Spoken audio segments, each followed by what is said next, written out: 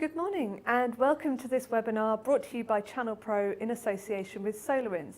I'm Jane McCallion and I have here with me today two great guests to discuss the topics of data protection and risk management.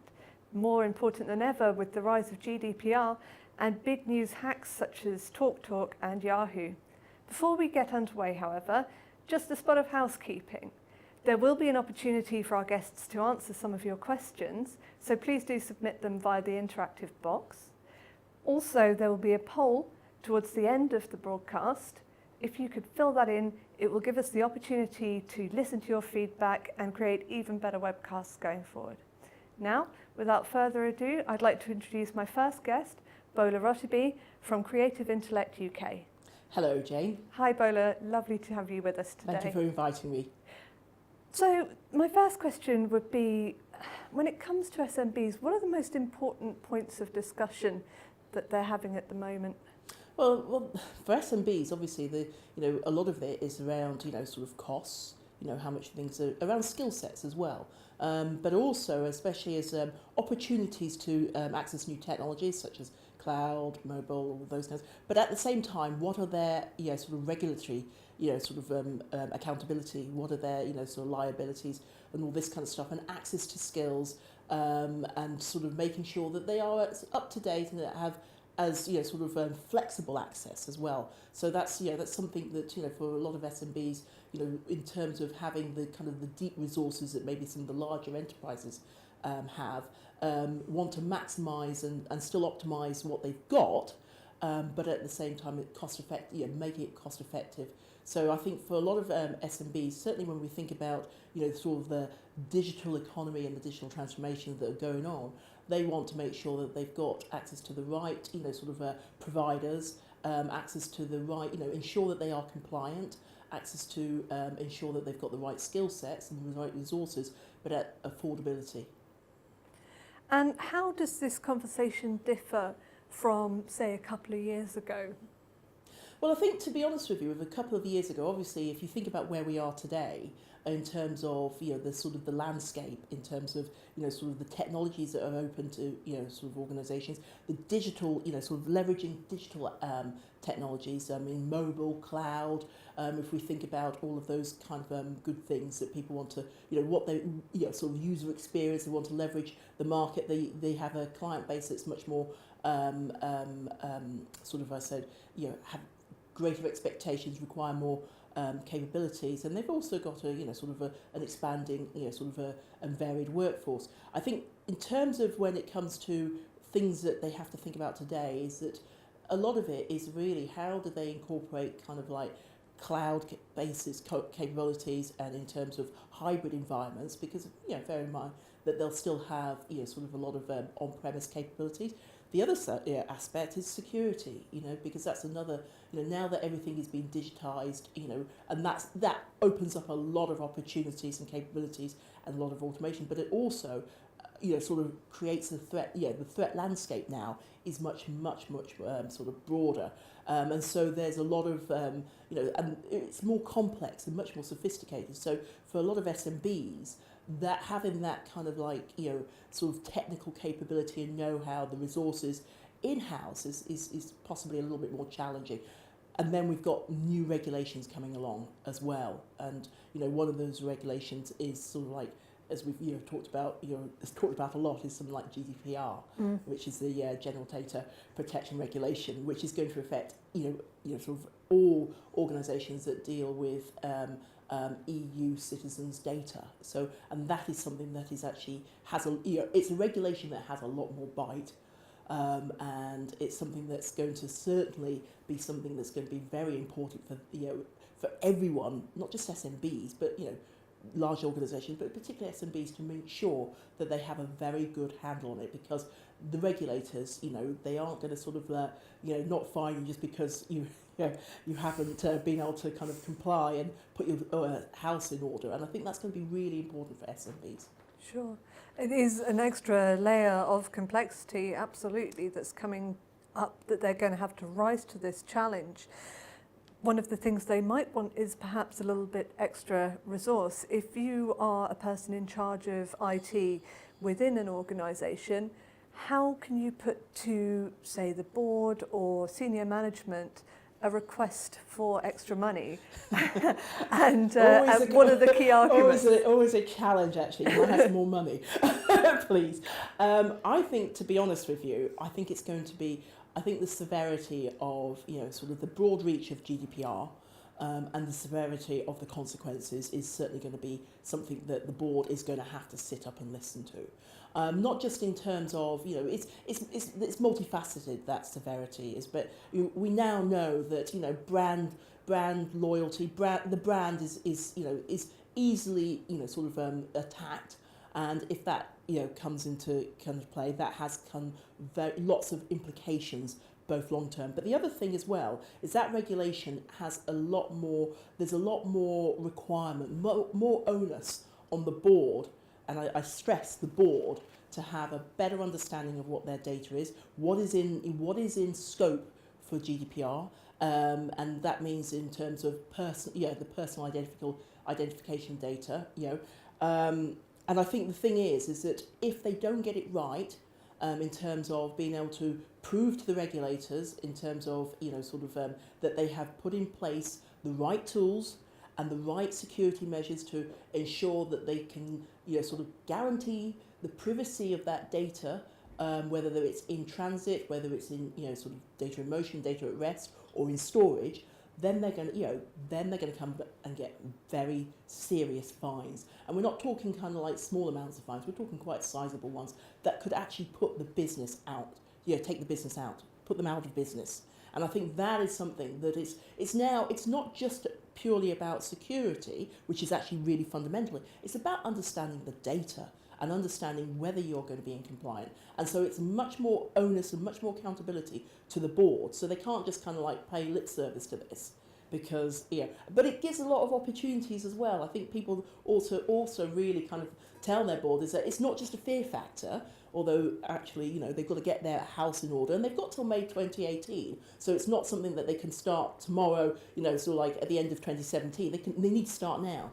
But actually the opportunities where if you actually have a better understanding of data, you have better control, you can actually leverage that to get sort of, get further revenue returns, get better insights, get much more engagement with your end user clients, your employees. You actually make the data work for you. And when we think about the digital economy today, it is all about data is the new currency, it's the new value, it's the new differentiator. And being able to handle that and being able to be flexible about it and to have really good controls about it should be seen as a business opportunity, not a fear factor. That's brilliant. That's some great insight, Bola. And I'd like to introduce my second guest. This is Ian Trent from SolarWinds. Ian, thank you very much for joining us today. My pleasure to be here. I was wondering if you could, in 1 minute, tell us about SolarWinds, so who you are and what you do. Sure. So SolarWinds is a large multinational corporation in about 150 different markets. My passion, I would say, is looking after what's called managed service providers, MSPs, IT providers, and we provide a SaaS tool set to help them basically do IT and IT security for their customers. And what are you hearing from your customers in terms of SMB, the people who are right at the coalface on the front line, about the security challenges that they are facing? Sure. The SMB market right now is really an interesting place to be. It's transitioning from having an IT guy to having a trusted advisor when it comes to security, risk, and also the functional aspects of IT. As we talked about our initial introduction, back 5-6 years ago, we talked about hardware and software and keeping things up to date. Now really the conversation is becoming about how do I protect the data from the bad guys? How do I position security as a return on investment as opposed to just an expense? And how do I maintain compliance with new regulations that are coming down and best practices in the industry? So I think there's two things going on in SMB. One, confusion and possibly fear. And two, huge opportunity for those managed service providers and IT providers to move in and present services to the market that are easily consumable by SMB. Could you give us a bit more information about the opportunity that exists here for SMBs, for MSPs rather, to become a trusted partner for SMBs in going forward with security? Sure. So SMBs in the last 2 or 3 years have been primarily victimized by one attack vector, the ransomware epidemic. And as a result of that, MSPs moving into that marketplace are really talking about building business resiliency and providing those services. So that's not just backup, but it's also a recovery and an ability to get that business back off the mat if it comes under the attack of cyber criminals, and essentially build that business into something that can withstand what the cyber criminals are throwing at that business. In a lot of cases, there's an IT resource at those small, medium businesses who's really out of depth in terms of warding off the security threat. And even the discussion about risk is something that you kind of have to have more of a broader perspective than, just being in that business. So MSPs have two opportunities. One is the whole outsource deal, where IT is basically their responsibility. And when we talked about regulation, there's going to be quite a issue with liability and that kind of thing. However, what we're seeing is opportunities for partnership, where the MSP comes in with specialized services like pen testing or audit or those kind of services, and says, okay, we want to partner with your business, and we'll look after these things, and we'll have the MSP look after these things, because they might be more experienced, have a better tool set, and those kind of things. Sure. That's also some really interesting insight that you've got there, Ian. I was wondering, with SolarWinds, what kind of answers can you provide as a business, as a service provider, to these challenges that are being faced by small and medium businesses? Sure. About 7 years ago, the managed service industry really took off in the UK. And the UK market is at the tip of the spear in terms of cybersecurity. We just heard about the big investment in cybersecurity from the Chancellor of the Exchequer. But more importantly, as the market matures, the services have to change in accordance. You mentioned cloud and mobility. Those are huge areas where MSPs have an opportunity to either facilitate a business's move to the cloud or sustain them in the cloud and on the mobile platform. So SolarWinds is building the tool sets that MSPs and IT providers need in order to do that. We started off really about monitoring to make sure that the systems are up and running. And over the last 2 or 3 years, we've morphed both the Enable platform and what used to be called the Max platform, which is the SaaS offering. We've morphed into a tool set that allows MSPs and IT providers to deliver the various compliance technologies that business needs. Now, we're not in the business of writing IT security policies or that kind of thing, but that's a gap where MSPs can come in and say, hey, for instance, the UK government made all these templates available for your business. And, as you pointed out with the GDPR, you need to have a privacy policy. So the MSP now has an advisory role to that customer. They also have the technological tool set to ward off the bad guys, detect that the bad guys are there, and then help that business recover from a bad guy's attack. But there's really more to it now, because there's a lot of documentation that's required. And what we talk about when we talk about managing data risk is we have to find the data in the environment, and it can be distributed all sorts of different places. We have to make sure that the adequate protections are in place for that particular data. And more importantly, we have to make sure that we're doing everything we can to document and mitigate the vulnerability that data has to the business. And that's probably the big tool that SolarWinds brought to the table. We call it risk intelligence. And we've integrated into our on-premise platform, of which there's about 5,000 users. And then we've also integrated into our SaaS cloud platform, which has about 17,000 users. So we've got a big chunk of the market, and we're really here to help MSPs figure out, what kind of data the customer has, what kind of risk does it prevent, and demonstrate their value by mitigating that risk. Sure. And Bola, I'd like to bring you back in for a slightly wider discussion. And this question is open to both of you. There is a mantra within the security industry that you cannot protect against intrusions. That there's going to be a data breach. You can't protect 100%. You can only prepare for the inevitable and be ready to mitigate that and deal with it as quickly as possible. Do you agree with that point? And if so, kind of what ways can small and medium businesses help themselves to deal with that? I mean, certainly, absolutely, totally. I mean, I think we've now we've kind of moved from the sort of like, well, we'll just protect the perimeter wall and that's it and we'll all be okay, to realising that actually we are going to be breached, you are going to be breached. The thing that is actually quite important is how fast you can find out whether you have been breached, the kind of infiltration. Because if we hear in the news, and there's lots of data around it, that it could take some anywhere between up to 100, 200 days before... Or 2 years. Oh, 2 years, exactly, Yeah. before someone finds it. And what, in that time, all of that data has been kind of like, all the information has been sort of bleeding out the country, company, and possibly out the country, and sort of been waiting there for someone to do some bad stuff. So I think the thing is that, look, just accept the fact that you will be breached. There will be some sort of hack or some sort of attack being sort of placed on your sort of your systems. The key thing is to find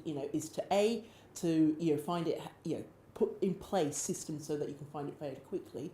And that goes back to what Ian was saying, is that you've got to be able to monitor things, You've got to be able to understand what it is, what that data means to your organisation, and all that kind of thing, because then you can actually assess what the kind of risks and what you can actually do to then, the various risk levels and what else you must do to ensure that, your risk is mitigated. So I think the fact is, absolutely, we talk about infiltration and then we talk about kind of exfiltration, looking at how the data then leaves the organisation. And that also could be kind of like normal ways of friendly leaving, in terms of when people are in partnership or collaborating together. But, you want to make sure that that is a safe way, and that is actually, in accordance to what you're expecting. So I think a lot of things now is to sort of look at anomalies, when, what does good look like, what does bad look like, all of those kind of things. So there's a lot more intelligence that is required now, and that,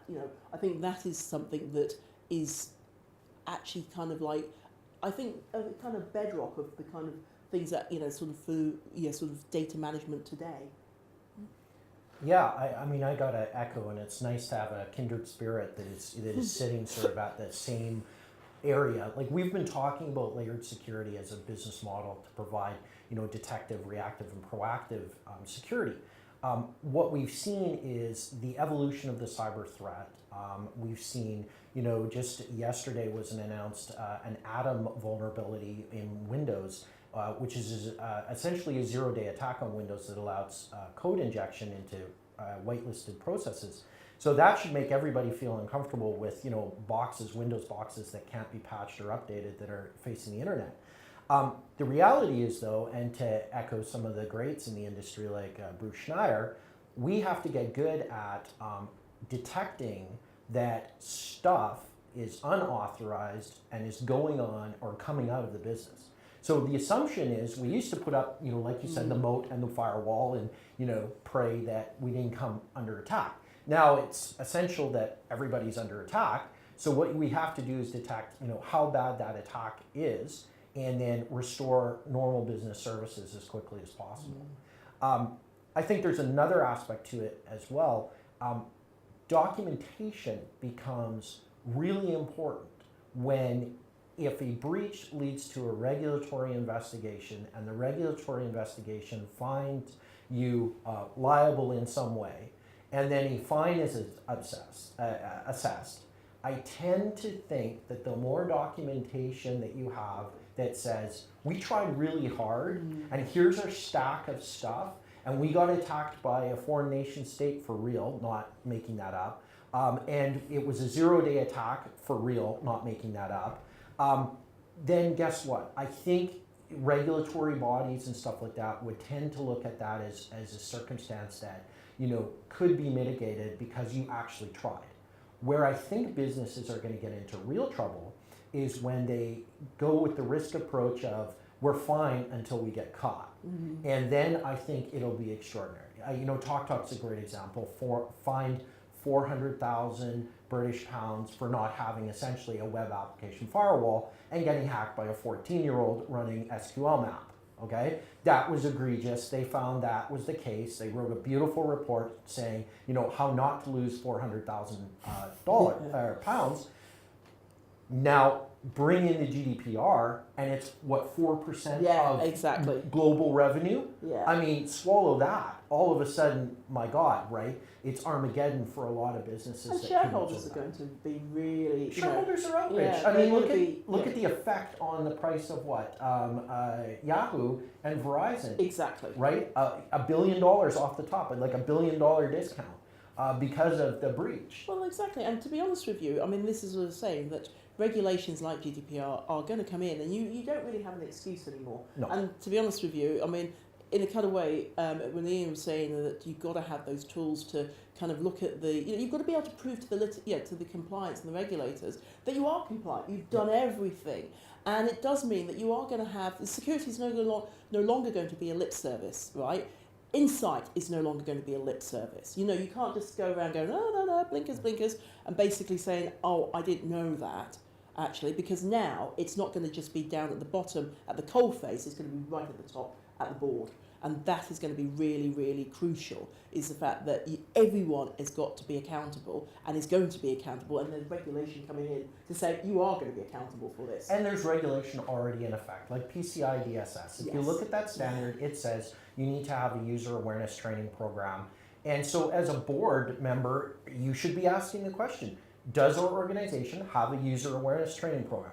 It doesn't have to be elaborate. It doesn't have to have its own office. It doesn't have to be the Office of User Awareness Training. It needs to be some sort of video or email or learning objective oriented education, so that when the regulator comes investigating the breach, you can go, yep, we have one, and yep, every year everybody is signing off on it. And does it pay kind of lip service to security? Yes, but it's moving the bar up incrementally. Absolutely. It's not about, can we be compliant 100% of the time. It's really about, are we doing the best that we can, and are we showing the necessary due diligence? Exactly. And are we asking the right questions, Yep. both of ourselves as an organisation, but also of our partners and our suppliers? Because if we're asking the right questions, then it allows the partners and the suppliers to say, well, okay, here's what we've got in place. And then you've got a kind of like audit trail, and that makes it a lot easier for everyone to say, well, actually, we've done the right thing. We can't necessarily draw up the drawbridge, and things are going to, bad things may happen. But guess what? We'll be a lot faster in finding it. We'll also be able to show where it went wrong and how we can mitigate against it. And So I want to circle that back to the MSP space, because this is where MSPs can really win, right? They can come in and say, we have some template policies for you. We have a vulnerability management program that we are using at our other customers. We have, desktop antivirus, malware defenses. We're going to lock down your user account controls. We're going to build good firewall rules. We're going to all do this all as a package, so that if the worst happens to a business, the business can point at the MSP and say, they have all the documentation I need. They have all of the things in place, and they've really been doing the due diligence upon my behalf. Now, because MSPs are going to be providing this service, and many of them are right now and moving forward, they have to charge accordingly, right? Yeah, and so the business has to make a decision, do I build this capability in-house, or do I look at the MSPs who can use their tools to provide efficiencies and perhaps have more expertise than the business that's just trying to build security, and they have to make that decision for them. But I think it's good times for MSPs. Well, I said there's a lot of opportunities for MSPs and for business as well, and it also, as I said, it goes back to the thing I said at the beginning, which is really about having a better understanding of what your data is, and I think that will actually also help you determine what the best MSPs, as also will give a clear idea to those MSPs as to what services that will really, sort of do well for your business or actually meet your needs. And I think that kind of collaborative partnership is certainly what we're sort of looking to go into, and has to be if you're going to play well in the digital economy. Sure. And both of you kind of touched on the financial cost or potential financial cost to businesses if there is a data breach. The other side of this is reputational cost. Is there any way of quantifying this? when you're thinking about it, or even in financial terms, if you like, thinking about lost business or anything that kind of way, or the problems that you're going to have building up business, again, is it quantifiable? Oh, that's a really tricky one, actually. It is a tricky.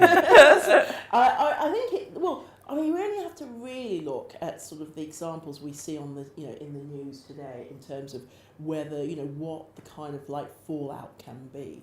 The financial, fines aside, because the fallout could be no business. So that is kind of game over. Right, and I think that's the threat in the small, medium business. Yeah. They don't have the deep pockets. Some of them are working on 3 to 4% margin and are struggling to meet payroll. A data breach or even a ransomware episode that takes them offline for 2 weeks or a week to recover could be a catastrophic event, could be a business-ending event. And even if the fine isn't as big as that, it's going to be reputational, because that means your clients are just basically saying, well, hold on just a minute, you didn't do everything, we didn't see that you did everything. I mean, to mitigate that risk, why would I go with you again? I'm going to go with somebody else who can demonstrate that. Once again, game over. So it's the reputational thing. It's hard to put a solid number on it, but I think pretty much anyone looking at today's news, okay, they've been big businesses that have been able to kind of like swallow that, but even they suffered. And for a small SMB, I don't think they've got the room to manoeuvre. So let's look at one of the largest consumer frauds that has ever been perpetrated that's attributable to software, Volkswagen. Mm-hmm. What has happened to their brand as a result of writing what I guess the EPA in the United States, the Environmental Protection Agency, considers malicious code to bypass their environmental testing. Now, they decided to test the waters of the EPA in the United States, and the EPA now, based on the fines and capability that they have in the United States, is determining whether or not that company lives or dies. Mm-hmm. They have the ability to assess a fine that's in excess of what the actual company is worth. So if that doesn't send shivers down your shoulder and a reinvestment in perhaps your QA department and maybe a little bit of ethical orientation in terms of the company, I don't know what can, right? Yeah. So, and this brings me to the point where MSPs and small, medium businesses are going to embrace, if they haven't already, the Internet of Things. That's a huge opportunity space, right? Yes. But it could be the third rail of the subway if you don't make, careful decisions with regards to strategy and detective controls, and to make sure that these things aren't participating in a giant worldwide botnet that's trying to bring down the infrastructure of a major DNS provider. So this is the world we live in now. The GDPR, in a way, is a wake-up call. Yeah, it's a catching up. It's a catching up. Yeah. And, we're going to see GDPR 2.0 because at some point, somebody's going to be asking the questions of, maybe it might be a good idea to have some security controls in front of these IoT devices. To be able to... And the thing is, but, obviously we've talked about a lot of responsibility and accountability, and I'd still go back to the point, is that, one has to look at it as a possibility of opportunity. And it does actually broaden the kind of, the opportunity and the potential. And I think companies should look at it from that perspective for doing the right thing and actually taking this, being serious about it, because actually, if you are in a position where you have a much better handle on the data that you're dealing with, and you understand what the regulation, what's in scope and what's out of scope, you can monitor and you can sort of reduce and mitigate your risks, and you have the right tools both for MSPs and for SMBs. That is, we're talking about an opportunity to make more money, to actually reach out to more audiences and to really, really take advantage of what the digital economy actually really does, what it means. So it's, yes, on one hand, you've got to do some, this is, nothing's a silver bullet and there's no short corners. Simple as that. But the actual return, it could be incredible. I think that is measured in market share. Yeah, it really is. And I think that's the message that SMBs should be taken away, for them. Yeah. Sure. That's really good, both of you. I want to open it up now to some of the questions from our audience.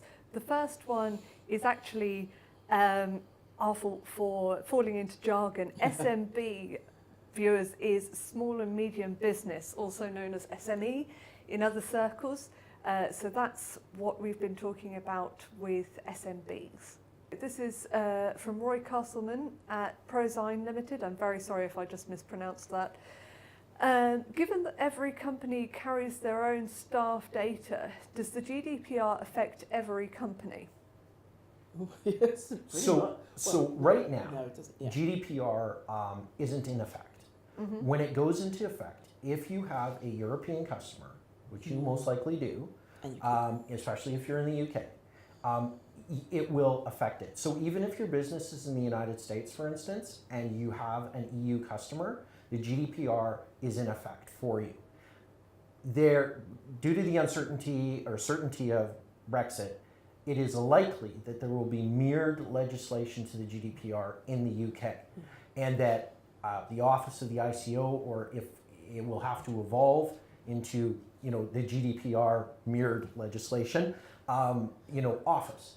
So the best piece of advice that I can give is that prepare for it, because yes, your business will probably 99.9% of the chance that you will be affected by that legislation. And it's also the kind of like what is classified as personal identified information, PII, which is, and if you hold staff data beyond just their name and their emails, and you've got, other kind of personal identifiable information. Banking then, information, banking payroll, information, all of that is going to be covered. And if they're, within the EU, sort of economic trading side of things, so that, and if you're also dealing with customers as well who are based in the EU, so in a kind of way you are going to be affected if either your organisation is based here or it is dealing with, with customers, suppliers, or employees based here. Yep. So yes. Brilliant.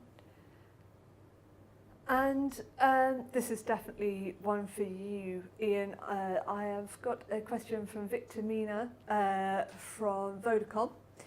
And could you give us a quick summary of what an MSP is? Okay, so a managed service provider is basically an outsourced IT. So there's many businesses that don't have the capacity for doing their own IT. So MSPs sweep in and do everything from manage the infrastructure, build new infrastructure, upgrade infrastructure. But more to the point, they're starting to evolve into that trusted advisor role. So that the hope is that when you need to make a business decision, you pick up the phone, you call your MSP and say, we're thinking about getting IP cameras. What brands do you recommend, and can you install them for us safely? Rather than going down to Melpin's, taking something, implementing it yourself, and going, why doesn't this bloody thing work? So that's really, the role of an MSP, is to help businesses make good decisions and support the IT infrastructure. And next question is, what are the main steps that businesses need to address where GDPR is concerned? Oh, that's a good one. Well, it's always the first thing, I guess, is to kind of like, first of all, look at your data, look at what it is that you're holding. Try to get a good understanding of what that is. And I think a lot of people will tell you that. I mean, there's first of all, you've got to do a bare level of assessment. Look at the kind of things that the sort of tools that you might then need to kind of ensure that that you are able to not just only monitor it, but you're able to secure. You're able to kind of like have the tools in place to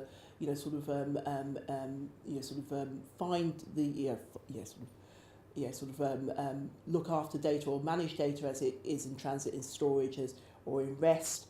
All of those kind of things, as well as also then looking at the policies that you might have to put into place in terms of how you might then deal or handle a breach, sort of how you investigate a breach, and then how you then also, demonstrate that or articulate, what has happened and how you record that. So there are things that you can sort of, do, but I think the first thing is to kind of do a proper assessment of what data you've got, and then look at what you're monitoring as well, actually, because I think that's actually, because a lot of companies already got some level of monitoring, capability, and then seeing where the gaps are, sort of doing a gap analysis. Would you agree, Ian? Yeah, I think there's definitely, I think it starts with what kind of data do I have, what type of processing am I doing, and what safeguards do I have for that data. It then evolves into, and I think the legislation itself says reasonable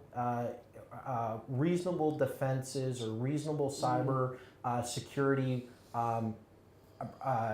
activity. That's important because what might be reasonable to you may not be reasonable to me. So we're at the point now where, and this is where I kind of see it going in the UK, which is really exciting, is take the Cybersecurity Essentials program and consider that the base level of due diligence required for a business. And I think that falls out of that, you get some GDPR technological compliances. Doesn't replace the need for a privacy policy, doesn't replace the need for user awareness training, which should be part of your due diligence as an organization. But what I love is that, at the UK at least, they've laid out a course for businesses. They've been very clear on the effectiveness of Cybersecurity Essentials, that program. GCHQ released a report that says it mitigates like 80% of, or 60 to 80% of the common breaches that occur in business. You have to ask yourself, how long does that Security Essentials take before it becomes the due diligence test, right?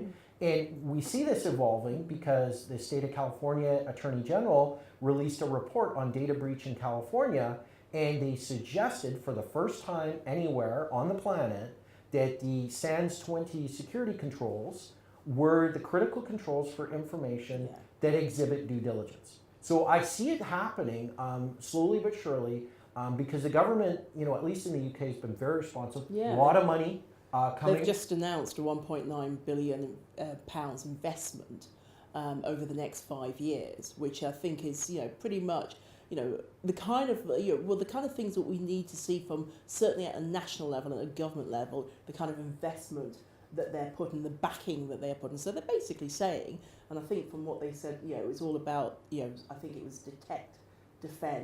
defend, deter, and develop. So they've already put a criteria in there to actually talk about how, as a nation, certainly for the UK, they're going to up the stakes, and they're going to expect this not just from they're going to expect participation from all those organisations, from from SMBs, from large enterprises, from any organisations, from suppliers.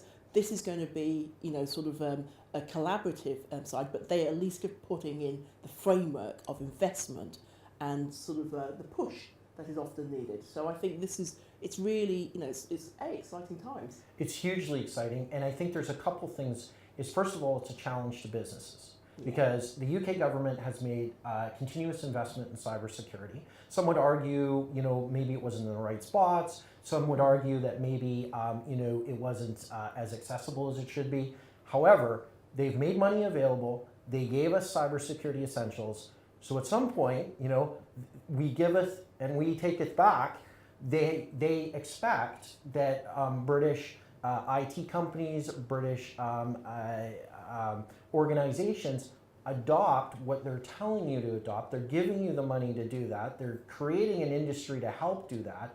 At some point, if you're not doing that, I think it becomes a very uncomfortable conversation 3 or 4 years from now. Well, totally. And the other thing is if anything, if the UK government, and one thing that Philip Hammond did actually say when he made the announcement is that, look, this is something that the government actually believes that this is really fundamental for the future of the country, and so they see it as an opportunity. They see it as a very big opportunity in terms of skill sets, in terms of sort of investment. So actually, to be honest with you, if they've got the backing, then I think this is something that everybody else, as a business and organisation, should really see it as an opportunity. The ROI is huge on this. It's a $1.9 billion investment, but last year the report said we lost £18 billion to cybercrime. Yeah. So if we can even cut that in half with a $2 billion investment, that's profitability, that's GDP growth, that is good times for the UK economy.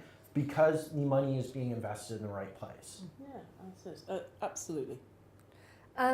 Following on from that, actually, we have a question from Ian Ross at 7 Business Solutions. He would like to know where the government-provided templates that we've mentioned can be found. Oh. Sure. There's if you do a Google for UK cybersecurity essentials, it'll take you to a UK government page, and on that government page, there's a number of PDFs and something called the 10-step guide.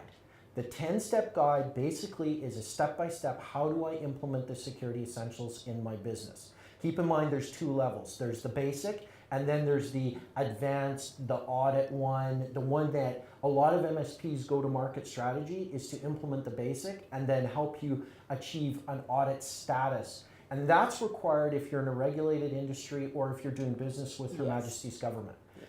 Because Her Majesty's government wants to make sure that the IT supply chain is got integrity, and that Her Majesty's government doesn't get breached as a result of a partner, right? Like we saw with the Target breach, right? Like HVAC vendor, not cool.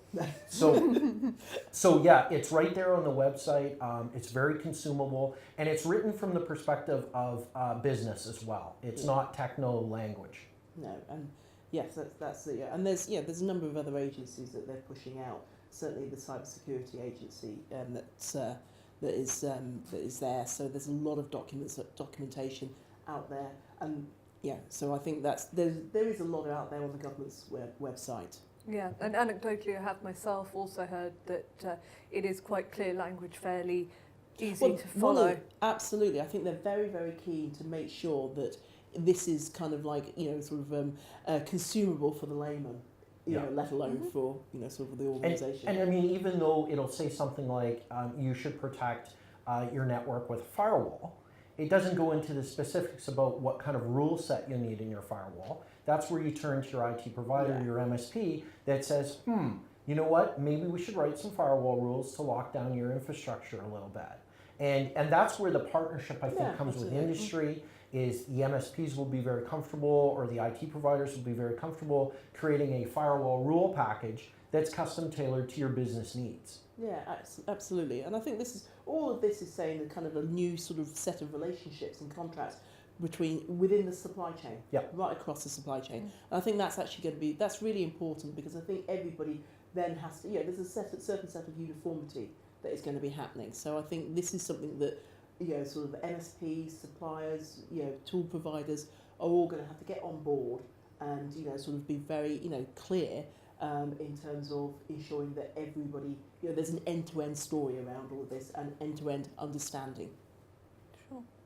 And we have a question from Jenny Sinclair at the RSPB. She would like to know whether the liability on an organisation, whether the liability is purely on the organisation if there is a breach, or if the organisation has put in place the appropriate documentation and procedures. Would a staff member be personally liable if they caused the breach? That's a really interesting question. So because it's untested in law as of yet, I'm going to say that it's the unknown. But here's 2 things that really work. One is you can get insurance for cyber breach, okay? So that if your organization is breached, there is some funds available through an insurance mechanism to mitigate that breach, possibly pay your fine if it's not egregious and stuff like that. The best advice would be is to exercise that due diligence, have that user awareness training. At some point, some employee may leave a laptop on a train. It's the organization's asset. The data is the organization's. So I tend to think that personal prosecution would be incredibly rare under any sort of legislation, except maybe criminal or a situation where there is malice involved. Right? Exactly. I think we can only kind of go from what other regulations, sort of as a kind of template. But as we say, it's still untested, and I'm sure when it comes into place, it won't be long before it does become tested, and then we'll know. The industry will know better. So, and I think to that point, it's coming to the point now where disk encryption for mobile devices is readily available. Yeah. So in my mind, every time I hear about an unencrypted laptop or an unencrypted USB stick that has gotten into the clear, the capability exists in the operating system to do it. You just have to do a little bit of research and turn it on. And so now we have an argument that says if it's included as a free option and yet it has not been implemented by the IT department or MSP, well, maybe the canon of shame needs to be turned on those individuals, right? Exactly. And not the user that accidentally left it on the tube or something like that.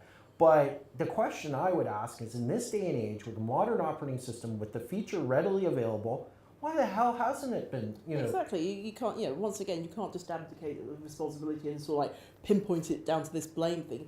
This is something that now everybody has to kind of have that visibility, because there's a lot of things now that is done at the tool level, at the hardware level. To be fair to a lot of the suppliers, there's been a lot of things that have been brought back into the hardware. So it's really about sort of enabling that, and I think once again it's about having that awareness though, because that's the an onus on both the suppliers to tell this is what we can do. Yeah. Here, you got to take advantage of it. Our next question comes from Shabu Ramakrishnan at Virgin. They would like to know, are there MSPs who can help businesses write up a data policy? Yeah, absolutely. Yeah. Or counsel's office. There's a half a dozen different law firms specializing in those areas of privacy, data security. And again, the larger the organization, the more complex it's going to be with your myriad of subcontractors and things like that. The bottom line though is again, this is a journey. Yes, it right? is, yeah. And as long as you're sort of making, going forward, having regular meetings, trying to do the minimum standard, like get everybody to sign the computer usage policy at onboarding and things like that, you can make incremental gains here. This is not a hard thing to do. Yeah. I think though it's important to consult with your counsel on what are the ramifications of us not having one, what are the ramifications of us doing one, and what does that look like. And it goes back to your point as well, that MSPs are actually now starting to actually self-identify themselves as being able to provide a lot of this capabilities. And so it's really about, the organisations then asking those questions. And if you've got, a lot of organisations will already have relationships with certain MSPs already. So it's best to ask, start with the relationships that you have and then see what they have in place, and then read around as well, get support, because there are, there's going to be a lot of people out there trying to kind of help unpick a lot of these regulations like GDPR and things like that. So I think this is the kind of thing is right now is to kind of start doing some educational awareness. Yeah, and don't plunge in immediately and say, okay, I've downloaded this privacy policy from the internet and I'm going to make everybody sign it. That's not the way to go, right? No. Reach out to a trusted advisor, a counsel, or an MSP that specializes in that area and say, we need a policy bundle, and the 400 or 3,000 quid, depending on the size of your organization that you're going to spend, if it helps you reduce a fine for a breach or something like that, it's money well spent. Exactly. Our next question comes from Gert de Jong. I am so sorry if I just mispronounced that. At Electronic Automatisering. I'm very sorry because that's slightly cut off as well, so many sorries to you. They would like to know if we can get more information about your scanning solution and pricing. Ian. Sure. So you can contact our SolarWinds MSP folks. I think it's sales at SolarWinds MSP. We typically, when it comes to pricing, a lot of it has to do with the size of the organization and what specifically you're looking for. So a salesy person is probably the better place to take that. What we're essentially doing, sounds pretty straightforward, but we're looking at your endpoint. We're trying to identify that PII data or that credit card data on that particular system. And then we'll look at what vulnerabilities that system has, basically the patch state. You take the vulnerabilities that system has, and the type of data that's on that endpoint, and you calculate the extraordinary fine that you're going to face.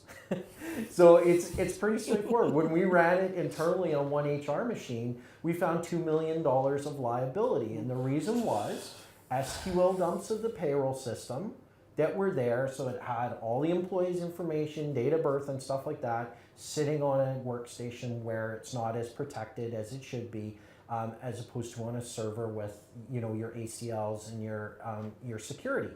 So it happens to everyone. Yeah. What's really cool about that is that was an oh my god moment, and out of that came user awareness, right? Nobody swung a hammer, nobody's going to jail because we weren't breached. We were trying to figure out what breach would look like.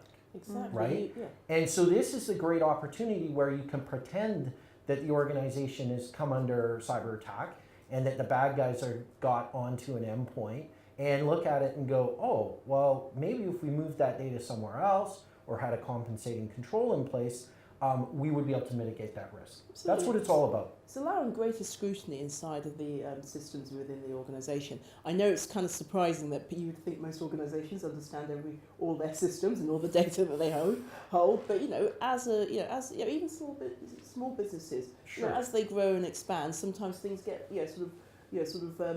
things get more opaque, and so it's often very easy for people to forget where and what things they have in.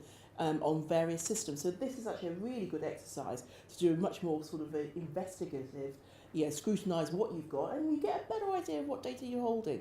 And this is what I said at the very beginning. It is really about getting a very clear understanding of what it is that you are, what data you've got, what operations you're doing on it, what data you're bringing into the organisation, because that's the other thing. We haven't really sort of talked about that, because it's not just data that's generated by the organisation, but data that is actually being acquired through all sorts, whether through social media or all sorts of connections and connectivity. And we talked about Internet of Things as well. So that's also going to be kind of like, new data coming in. So I think this is the kind of thing that's really important, is to kind of have that, that opportunity for scrutiny.